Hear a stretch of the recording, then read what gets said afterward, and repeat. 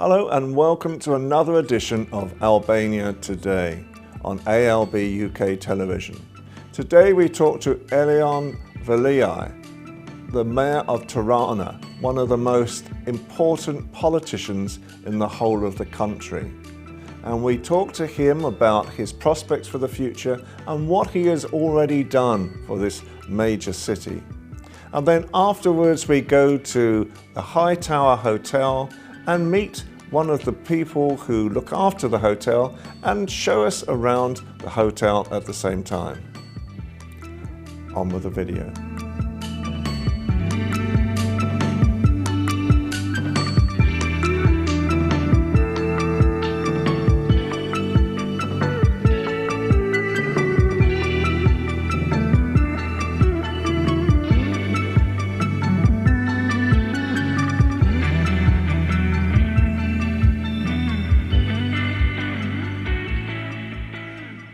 Mr. Mayor, thank you so much for your time today. Thank you for coming. You look more like the mayor than I do. Bless you. Well, I try. You are the one interview I've been told in London. I must get the interview with the Mayor of Tirana. You are seen as the modern day person, the one who is changing the face of Tirana, creating ecology, creating all the new visions of Tirana. Can I ask you, what is your personal vision of this city? Well, look, it's a teamwork. I'm just a team member who once upon a time left the country.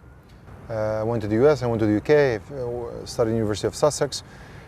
So now this city is a success story of brain gain rather than brain drain. So this is kids who left during difficult times in the 90s, made a success story out of themselves, went to study, went to work, brought all this contribution back. So the majority of the leadership team is Albanians, former refugees, former immigrants.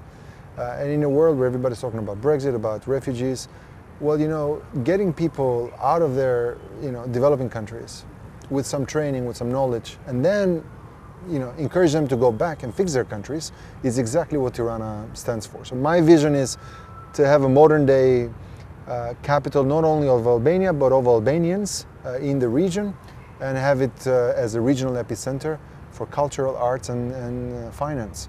I think Tirana is moving along in that direction. We're growing at 8% GDP growth in the city.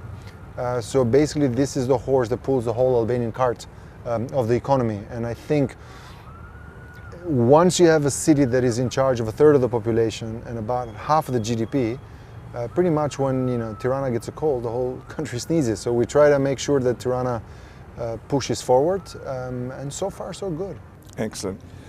There are negative perceptions at times as well. How do you feel about that, especially when they're in the media?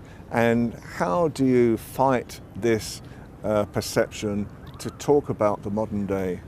I think this is a competition of who draws the best narrative. Clicks and viewerships are what most of the media is all about. So telling a crazy story of a primitive act will be a clickbait. Does it annoy you?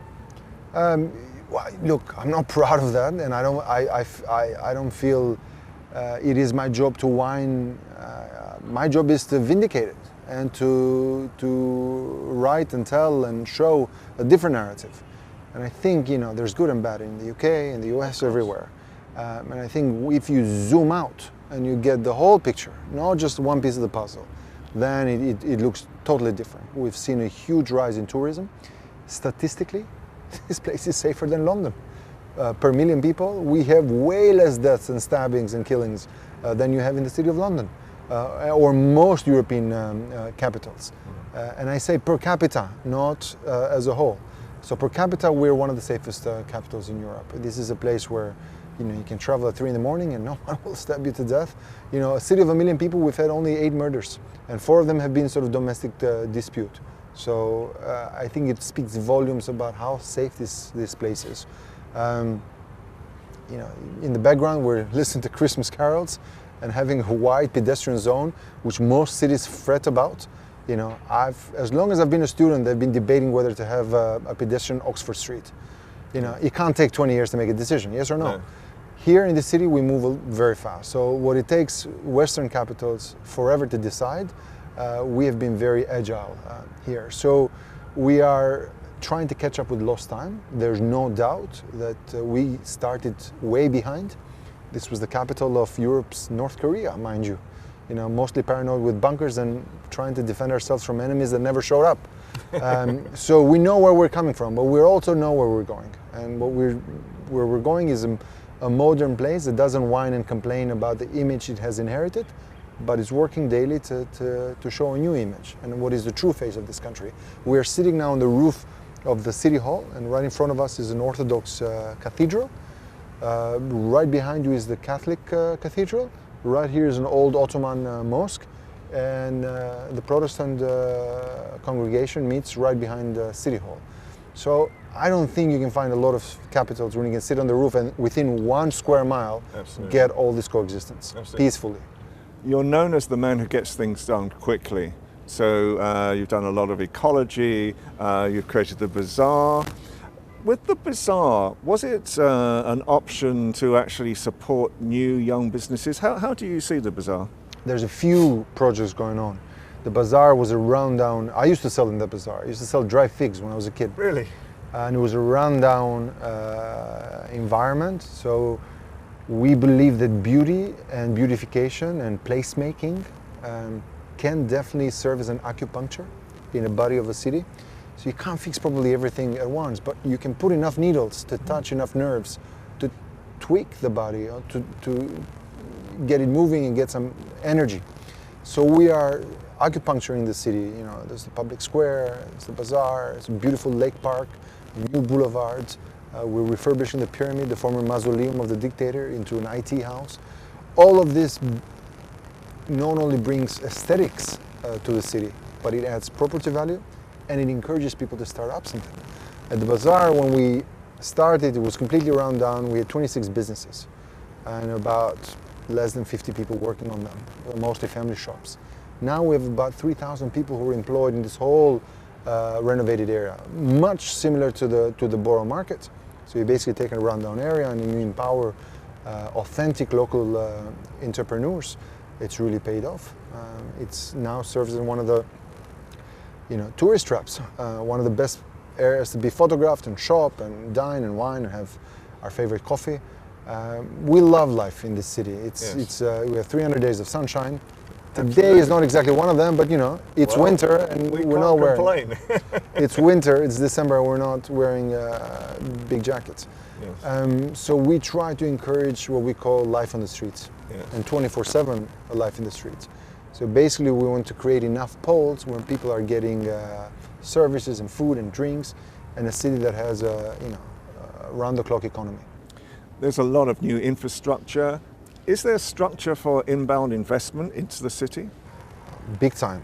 Actually, this week we just signed with Hyatt and Marriott, the two big hotel brands, for their new hotels in Tirana. We have a very favorable investment package. We're seeing a huge exodus the other way around, not from Albania to Italy, from Italy to Albania. So many of them are Italian, some are Albanian immigrants who went there, became Italians, have enough to invest and are coming back. So we have a very favorable investment climate where, if across the pond the Adriatic taxes go up to 60%, here the maximum rate would be 15%. So it is encouraging many Italian companies to move over. The city feels extremely Mediterranean, and the company, for anyone who invests over 50 million euros, you get the status of a strategic investor. So you get a lot of tax breaks, and I think this country's economy since the transition from the mid-90s has been a steady growth, but also steady currency, the lek. And I know the city is full of history, and so obviously tourism as well. How important is tourism, and perhaps even business tourism to you? Well, when I started as mayor 3 years ago, tourism was a minor point in my agenda. It doesn't have a coast. Actually, it has history, but not so old. The capital is less than 100 years old. It was just a small village in 1920 when it was declared a capital. Before, the capital was in Durrës with a German prince, a German king. Prior to that was in Vlora when we declared independence, and then in medieval times it was Kruja, where we sort of put up this defensive against the Ottoman invasion. So as a young capital, you know, the architect mostly in charge of the downtown is Benito Mussolini as a fascist conqueror of Tirana. So you'll find traces of this type of architecture in some very odd places like Addis Ababa or Asmara or Tripoli in Libya, because they were part of the Italian crown. So the administrative downtown is mostly of an Italian Florentine fascist design. And then you get sort of influence from the Soviets with the Opera House, another famous architect, Nikita Khrushchev, ironically speaking. Really? And yeah, and then you know, Chinese-inspired other buildings, and then a lot of the communist Soviet-style slobs of grey concrete. So the idea is how to work with beautification and how to sort of work through these layers of history. So Skanderbeg Square is probably one of the unique squares in Europe where you can sit in the center, rotate 360 degrees and see anything from an Ottoman mosque to sort of a beautiful high-rise boutique hotel plaza. So we are trying to not only use this variety, but also the diversity of our religions and the coexistence. All of us are intermarried, and Enver Hoxha banned religion, which actually got people to marry across the divide without paying much attention, and many of us come from mixed families. But we're also trying to commercialize, I know it sounds awful, but trying to commercialize our past. So we've opened a lot of the bunkers that are underground the downtown of the city for people to get a feeling of what it was to live in a paranoid regime, in a place where people were tortured, in a place where thinking differently, you know, got you shipped off a mine or a concentration camp. It is painful, but I think it's much easier, it's better to deal with the past. Right in front of us, in front of the Orthodox Cathedral, we have a beautifully designed but a painful story of the Spy Museum. And the museum shows the life of people who were betrayed by sometimes their own friends, their own families, their own neighbors, because they complained about the regime and then they ended up their whole life in prison. So it's a way to demonstrate to tourists that right next door to them there was this paranoid regime similar to North Korea, and as survivors of that past we're building a new future. How do you think, in sort of graphic terms, do you think it's changed from times of communism, the 1970s, 1980s to the present day? Obviously you have seen this, probably both sides in your lifetime. What do you see as the major changes that have made Tirana what it is today? I think we went through a very rapid phase of impatient capitalism, meaning people, once they were allowed to do whatever they wanted to do, they took that as a liberty or an absence from the state, which means there was a lot of illegal construction. So this casino capitalism really created an urban mass. Demographically, this was a pretty spread out population. Now a third of the population lives in the city. By the time we're done with our interview, 70 people would have moved to Tirana today. So really? Every day 70 people, it's roughly 26,000 people a year. Yeah. So one mid-sized town, metaphorically speaking, moves to Tirana in terms of physical population every year. So demographically it has really created almost a city-state where a lot of the activity, not only political and governmental, but business, cultural, arts, happens in one city alone. So if you can't stop this change, might as well embrace it. Yeah. I'm just wondering, obviously we have similar infrastructures and issues in London where the population expands so quickly. So what type of difficulties have you had to overcome with this inbound population coming in? Well, I think we've learned from London. I, for example, as a student, don't remember that it wasn't fun to live in London when everybody's being priced out by the rich Russian or the rich Middle Eastern entrepreneur. So we learned from London that we have to keep housing affordable, and locals shouldn't be kicked out by the nouveau riche who move to the downtown and push out the elderly or young families. So we have a very active housing policy in which social housing, soft loans, rent bonuses are a way to keep the fabric of the city intact. Now, you can't keep too much intimacy if the city goes from 200,000 to 1 million.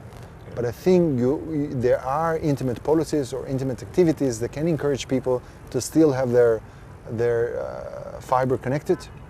So we've learned from other people's mistakes. So we are making mistakes, but we're making new mistakes, not the ones that someone else has made. Excellent. Can I just broaden the aspect for a minute on the economy. We were talking to economists this morning. They were saying that it's work in progress, obviously, but the economy is gradually building up. What do you view the economy of Albania itself? How do you see the future of Albania? We are trying to not only start up, but to stay up. And I think that's key. Having startups sounds sexy and exciting, but how do they stay up? How does an innovative idea take roots? So we're looking at a few things. First, we're looking at what we have and trying to add on it. So for example, we have a lot of textile and shoe manufacturing. Now, we can't be the dress robe of the rest of Europe unless we jump and do more design, more fashion, more logistics, more raw materials. And I think many in the industry of textile and shoe manufacturing, who work for some of the top brands in the UK as well, are trying to add up on this more added value so that more finance stays in this country. The same thing with call centers. So in the city alone, we have about 30,000 young people. So if working for call center, for the most part, across the pond in Italy, because it really helps to have a country of 3 million Italian speaking Albanians across the pond from 60 million Italians. But the question is, do we just pick up the phone for Alitalia or for Sky Cable to top up the card?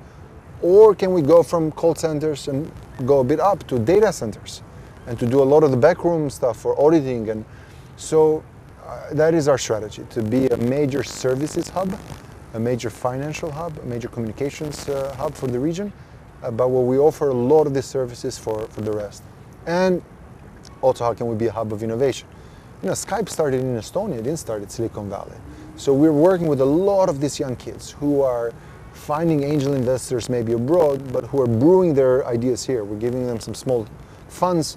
The other day I was working with someone who had just come up with a hotel management software that was being sold to the US. Another one, Baboon, who was basically an aggregate of all the restaurants in Tirana, about 400 leading restaurants, and a food aggregator that does these services. So we're trying to serve as an incubator for ideas that could be scaled up in other countries, and so far so good. So it sounds very aspirational as well. How would you describe a modern day Tiranian, if there is such a term, a modern day Albanian, people like yourself? Well, the modern day Albanian has spent some time abroad, has acquired knowledge, is driven to leave a mark here and go back to his or her roots, extremely talented and entrepreneurial. Someone who goes on a boat or on a truck across borders, that takes a lot of entrepreneurship. They're not just sort of immigrants in rags, as a lot of the extreme media portrays them. That's an act of entrepreneurship, because it means that someone said one day, I'm going to leave everything behind, I'm going to take a risk of my own life, and I will start from zero, be it in Rome or in London or in Berlin. So you have to appreciate that. So once people have gone through that experience, starting a business is like a walk in the park. Yeah. So a lot of that entrepreneurship is typical of Tirana. And the Dolce Vita. We have taken a lot from Italy. So a typical Tirana loves their cappuccino in the morning, one of the best cappuccino in Europe, and their cornetto or their brioche. Loves their fish and pasta, which is big because we're in the Mediterranean. And loves sort of the late night. There's a siesta and then there's a late night of drinking and partying. So you don't have maybe your typical Protestant working ethic that you see in Northern Europe, but I think there's a wonderful balance between work and life. And you're heading towards EU now. What's your views on that? Well, again, we're trying to take notes. So we're trying to look at the concerns of a country moving out, like the UK, and trying to learn the lessons from those who went in our neighborhood, like Slovenia and Croatia. Can I just stop you there for a second? Do you think, and you can answer this or not, do you think it's a wise decision for Britain to move out of the EU? What's your thought? I believe we're stronger together. The other day I witnessed the ceremony of 7 British servicemen who fell in that mountain during the Second World War. Their plane crashed in that mountain. But it was a stark reminder that we could beat what at the time was the strongest force in history in terms of the military establishment, which was Nazism. and the Nazi war machine, because we were together.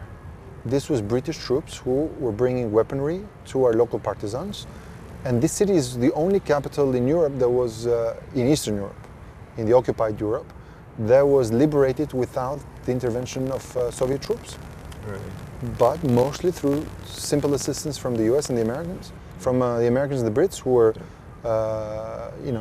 unloading weaponry for the locals to fight. So that was a stark reminder, is that, look, Europe started out of that experience, that we said, together, there's no force that can crack us. But it's become a volatile world, right? So we have, during that period, fascism was in its moment. And then communism and liberalism were in their moment. And with communism being defeated, liberalism was the only force. And I think we've become bored of too much peace and too much prosperity, so we got to pick a fight somewhere. Yeah. But who am I to say? I don't live there, I lived there for a period of my life, but I don't vote there, so this is your decision to make. But for us, who came from the grip of the Iron Curtain and communism, Europe is a safe passage to the future. Absolutely right. Would you like to see stronger ties with London and Tirana? I have been in touch with Mayor Sadiq Khan. I think he's a wonderful mayor and is very bold on climate change and climate issues and air pollution, child obesity, modern day concerns. So I appreciate that collaboration very much. But what I really appreciate is people-to-people connection. We have a strong Chivnings program, which sponsor Albanian students or professionals to get a year of study. I was a Chivning scholar, so the UK taxpayer did pay for my education for 1 year, and I hope I've become a better servant of this country and encourage more people to stay rather than to take the risk and immigrate because of that contribution and because it's made me a better manager. So I think this kind of rapports between people are extremely important, and I think when also countries have an excellent relationship like Albania and the UK, in or out of the European Union, that is also very important. So finally, as we can see, we've got the square behind us. This is your vision, one of your visions, which is fabulous. So how would you describe it? What was in your head to start off with? Because I understand before this was a roundabout. How have you changed it? It was a roundabout for cars because cars became a status symbol rather than a means of transport. So basically after the fall of communism, where cars were forbidden and private property was forbidden, one way to show your wealth was to get a car and to basically tell your neighbor, see, I made it. Yes. Capitalism works for me. But then we said, look, it's a way of transport from A to B when A to B are far. But if things can be in walking distance, why are we killing public space? Are we making cities for people or are we making cities for cars? And then we have a lot of kids in the city. Right before this interview, I was with a bunch of kids, hence the button shirt. I was just wondering about it. It's not a mayor. There's not going to be a sign in the sky tonight. Not a mayor's uniform, but a way to sort of say, look, let's be down to earth. If kids are important in this country, and this country is a very young population, a third of the city classifies youth or children, what do? Would they just stay locked in a car? We've killed all public spaces. So we said, what would happen if we have a day without cars? And that was a lot of fun. What if we do it every month? What if we do it every week? What if we do it permanent? So basically it grew into this project where now we have swaths of land in busy urban areas where we're completely car-free. So I think every nation can change. No nation is genetically predisposed to resist change. So I think once you explain your vision well, and once you get people to become part of it and not subjects of it, then it works. So we're having a lot of fun with the square, and we're looking at other pedestrian spaces and try to keep cars away in sort of this ring roads and in the super blocks, Barcelona style, where you have to go around the block, but you don't have to necessarily go through Skanderbeg Square to decide where you go. Absolutely. Mr. Mayor, that's a very positive message to finish on. Thank you so much for your time. I've enjoyed your city immensely. Thank you. Thank you so much. Happy holidays. Please come back. Thank you. Thank you.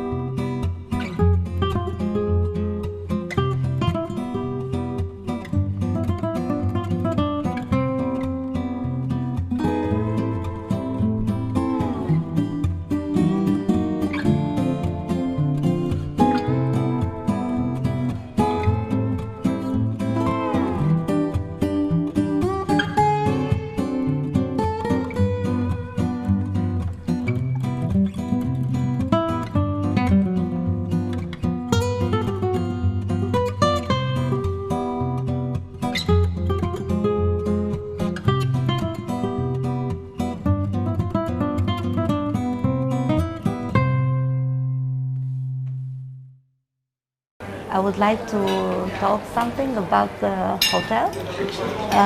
The hotel was built many years ago. It is the tallest hotel. It was the first one that had a hotel like this one in Tirana.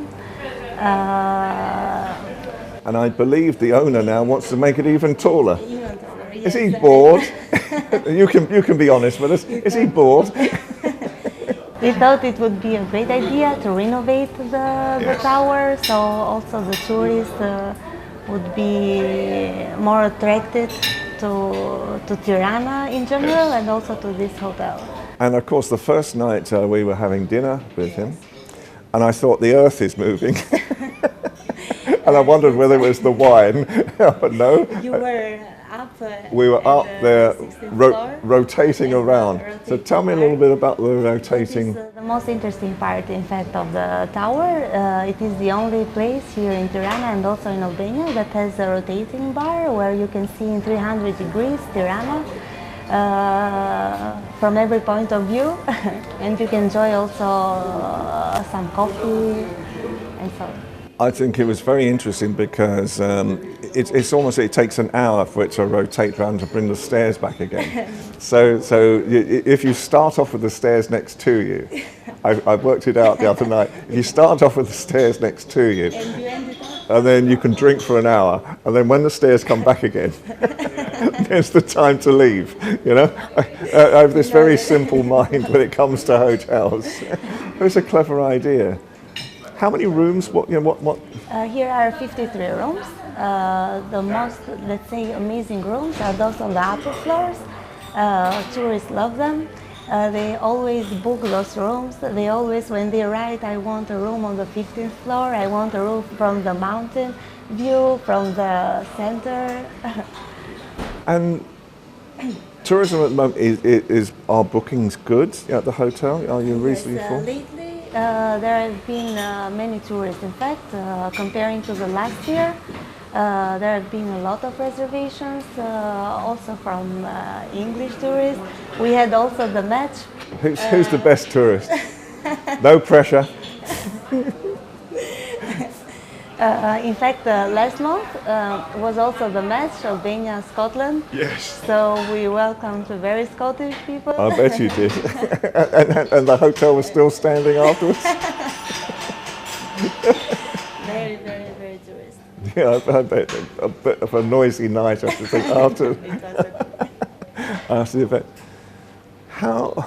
As a young person in hospitality as well, how do you see your future? Do you see your future here? Can you see big opportunities, especially for women?